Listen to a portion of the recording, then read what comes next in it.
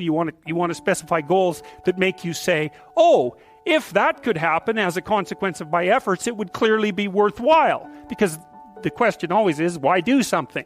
Because doing nothing is easy. You just sit there and you don't do anything. That's real easy. The question is, why would you ever do anything? And the answer to that has to be because you've determined by some means that it's worthwhile. And then the next question might be, well, where should you look for worthwhile things? And one would be, well, you could consult your own temperament. And the other would be, well, you kind of look at what it is that people accrue that's valuable across the lifespan.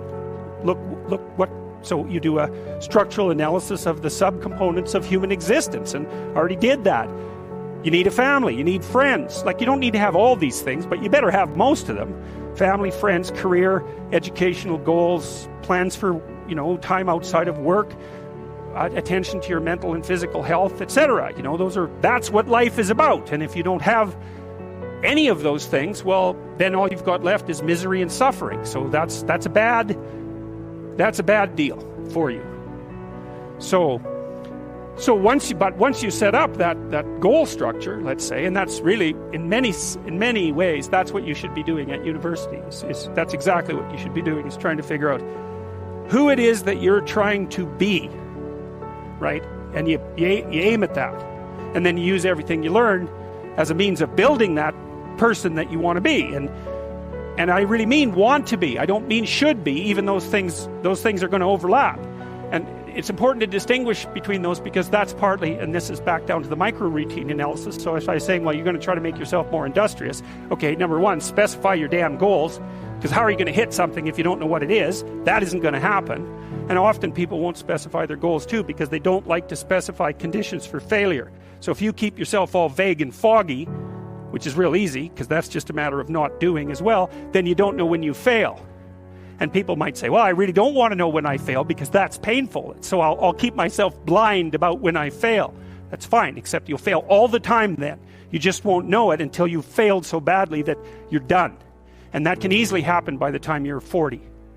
So I would recommend that you don't let that happen. So that's willful blindness, right? You could have known, but you chose not to.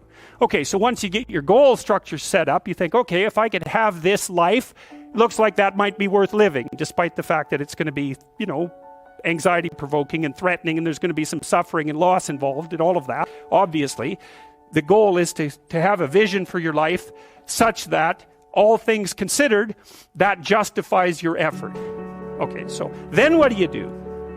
Well, then you turn down to the micro-routines. It's like, okay, well, this is what I'm aiming for. How does that instantiate itself day to day, week to week, month to month? And that's where something like a schedule can be unbelievably useful. Google Calendar. It's like, make a damn schedule and stick to it. Okay, so what's the rule with the schedule? It's not a bloody prison. That's the first thing that people do wrong. They say, well, I don't like to follow a schedule. It's like, well, what kind of schedule are you setting up? Well, I have to do this, then I have to do this, then I have to do this, and then I just go play video games, because who wants to do all these things that I have to do? It's like, wrong. Set the damn schedule up so that you have the day you want. That's the trick. It's like, okay, I've got tomorrow. If I was going to set it up so it was the best possible day I could have, practically speaking, what would it look like?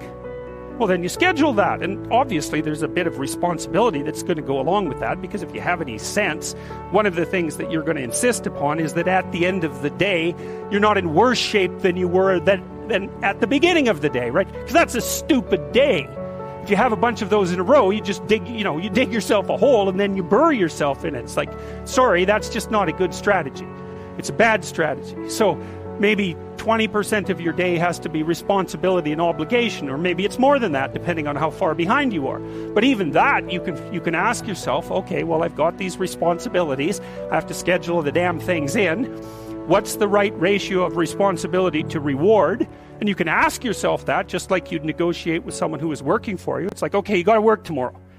Okay, so I want you to work tomorrow. And you might say, okay, well, what are you going to do for me that makes it likely that I'll work for you? Well, you could ask yourself that, So maybe you do an hour of responsibility and then you play a video game for 15 minutes. I don't know, whatever turns your crank, man. But, you have to negotiate with yourself and not tyrannize yourself. like you're negotiating with someone that you care for, that you would like to be productive and have a good life. And that's how you make the schedule. It's like, and then you look at the day and you think, well, if I had that day, that'd be good. Great. You know, and you're useless and horrible, so you'll probably only hit it with about 70% accuracy, but that beats the hell out of 0, right? And if you hit it even with 50% accuracy, another rule is, well, aim for 51% the next week, or 50.5% for God's sake, or because you're going to hit that position where things start to loop back positively and spiral you upward. And so that's one way that you can work on your conscientiousness, is plan a life you'd like to have. And you do that partly by referring to social norms. That's more or less rescuing your father from the belly of the whale. But the other way you do that is by having a little conversation with yourself about, as if you don't really know who you are, because you know what you're like. You won't do what you're told. You won't do what you tell yourself to do. You must have noticed that. It's like you're a bad employee and a worse boss, and both of those work, you know, for you. You don't know what you want to do, and then when you tell yourself what to do, you don't do it anyways. You should fire yourself and find someone else to be. But you know, my point is that you have to understand that you're not your own servant, so to speak. You're someone that you have to negotiate with, and you're someone that you want to present the opportunity of having a good life to. And that's hard for people because they don't like themselves very much. So, you know, they're always like cracking the whip and then procrastinating, and cracking the whip and then procrastinating. And it's like, God, it's so boring and such a pathetic way of spending your time. And you know what that's like, because you probably waste like 6 hours a day. And I think we did an economic calculation about that a while back, right? Your time's probably worth $50 an hour, something like that. I mean, you're not getting paid that now, but you're young, and so this is investment time, and what you do now is going to multiply its effects in the future. So let's say it's $50 an hour, which is perfectly reasonable. So if you waste 6 hours a day, and you are, then you're wasting about $2,000 a week, or about $100,000 a year. So like, go ahead, but that's what it's costing you every hour. And you need to know what your damn time is worth. So let's say it's not $50, it's 30, whatever. Maybe it's 100, it's somewhere in that range. One of the things you should be asking yourself is, when you spend an hour, was that, well, would have I paid someone $50 to have had that hour? And if the answer is no, it's like, well, maybe you should do something else with your time. And it depends on whether or not you think that your time's worthwhile. But the funny thing about not assuming that is, if you assume your time isn't worthwhile, what happens is you don't just sit around sort of randomly in a state of responsibilityless bliss. What you do is you suffer existentially. And so that seems like a stupid solution. So as far as I can tell, that's how you can improve your conscientiousness. Outline a goal that you actually would like to hit.